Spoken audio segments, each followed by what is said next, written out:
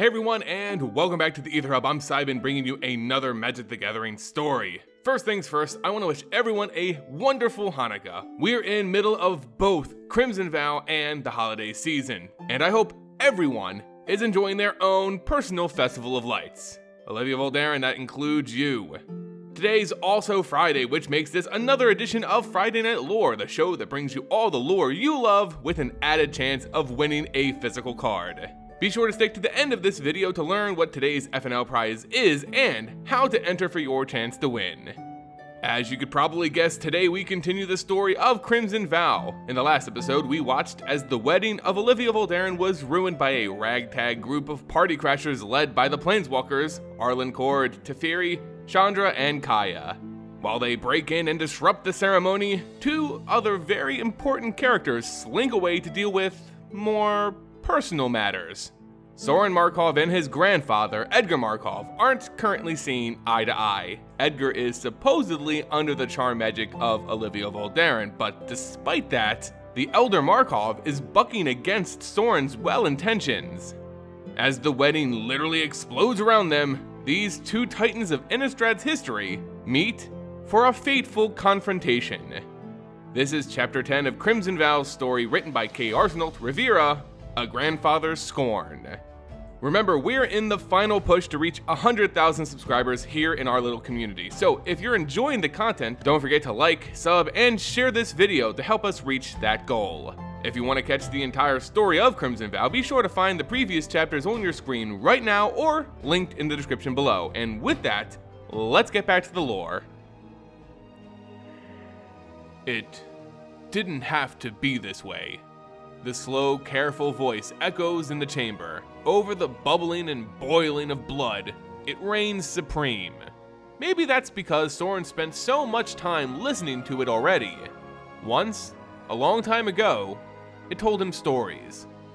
"You're right," he calls back. "Grandfather, you know this is foolish. She's only using you." His own voice sounds strange here. The plaque outside read Sanguinatorium, a ridiculous name, but an accurate one. This must be where the Voldarens kept their stores for lean times. Not that there were ever any lean times for the Voldarens. When Sigarda took to the sky, Edgar fled. He knew better than anyone in Angel's Wrath. Sorin followed. By then, Arlen and her group had already breached the door. They'd handle getting the key, but no one else could confront Edgar Markov. Now, here they were, among the intricate vats of the Sanguinatorium. Somewhere between these red columns, his grandfather was waiting for him, watching. "Is that the way you're seeing things?" Sorin flourishes the blade in his hand. "Sophistry? Grandfather, you're better than this." He hears the blow coming a moment before it does. The shifting of Edgar's armor gives him away. Sorin sways to the right. Edgar swings a rack of bottles like a warhammer. They shatter the moment they hit the ground.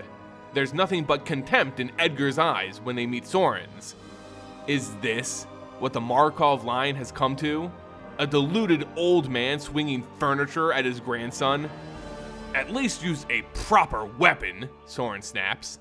The slash he unleashes at Edgar is a messy, wild thing. And, easily countered, Edgar catches Sorin's wrist, his fingers of ice. Pain shoots up Sorin's arm as the delicate bones of his forearm crack. "What do you know of propriety, Sorin? It isn't as if you've ever bothered to be part of the family." Rather than wait for an answer, Edgar flings Sorin away. Sorin crashes into a vat. The wood cracks behind him. Blood spills out and onto his already sticky skin. "Do you have any idea how much I've sacrificed for you?" Edgar says. He's advancing, crooking a finger towards Sorin as if lecturing a child. "How much we've all sacrificed for you." Sorin brings a cupped hand to his mouth. If he was going to be soaked in blood, he might as well make use of it. Better than listening to his grandfather's delusions. Olivia's control must have run deeper than he thought, if Edgar's saying things like this. They might have not always gotten along, but Edgar's never been a fool. And yet, these can't all be Olivia's words. "As if I've never made a sacrifice for your sake," Sorin answers. The sword's out of the question now. As he gets to his feet, he grabs the first thing his hands close around, a length of pipe. Pulling it from its housing takes barely any effort with such potent blood coursing through his veins. Even better, more blood sprays over him. Best to take advantage of this power. In a streak of speed, Sorin attacks. Edgar's armor groans and caves beneath the force of the blow. His ribs crack, and yet he doesn't move away. The pained wheeze that leaves him sounds almost amused. By all means, boy, tell me of your sacrifices, he says. What have you given for House Markov, for Innistrad? I created Avacyn.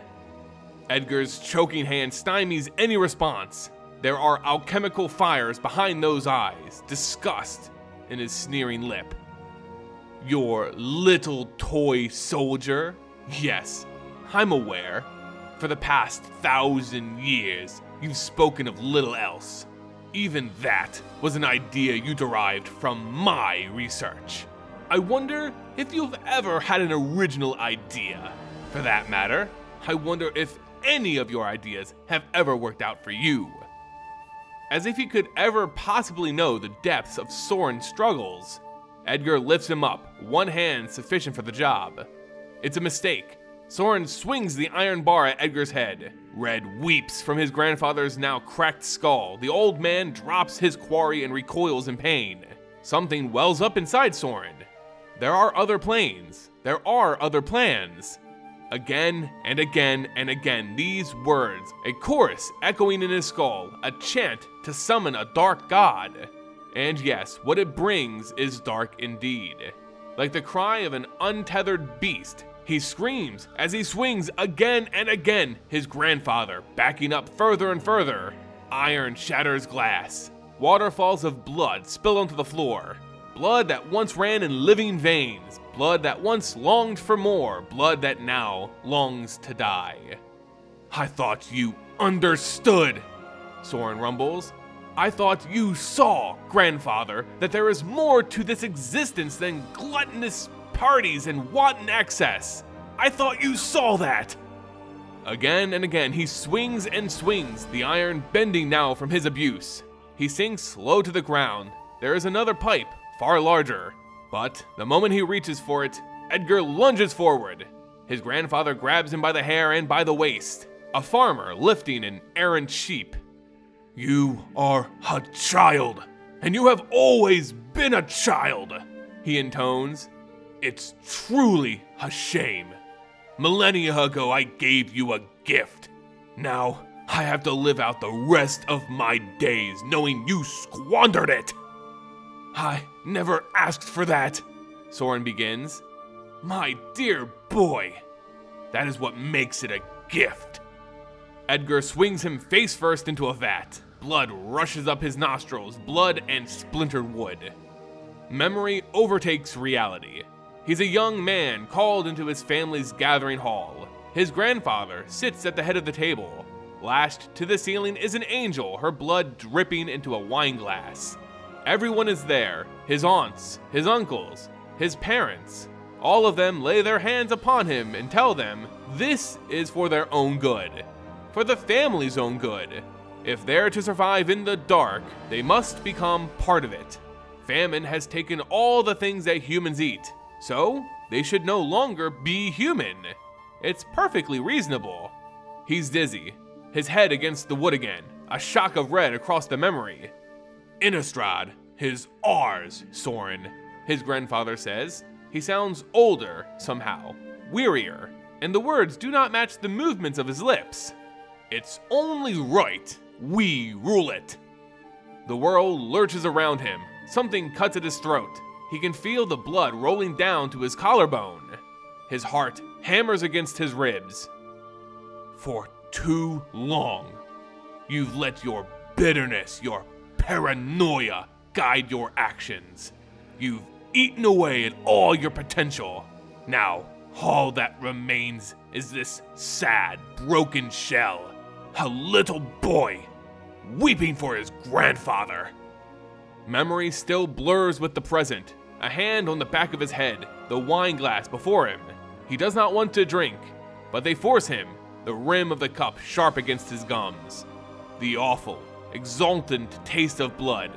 Warmth courses through every vein of his body.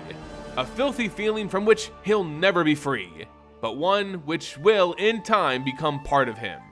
In time, he will act as if he wanted this. In time, he will act as if this was always part of the plan. In time, it will be insulting to him to be confused for a human, for a mortal. Drink and be eternal. He fell on that day. They all did. Some might say the spark igniting within him was a saving grace. He felt otherwise. Sorin's never been a believer in grace, in religion. Having manufactured one himself, it disabused him of any romantic notions. But he knows that it is true all the same. That day, they fell. So it is strange, then, that he feels as if he's falling now. But when he opens his eyes, it all makes perfect sense. His grandfather stands on the lip of a great pit, looking down on him with disgust. And Sorin Markov continues to fall.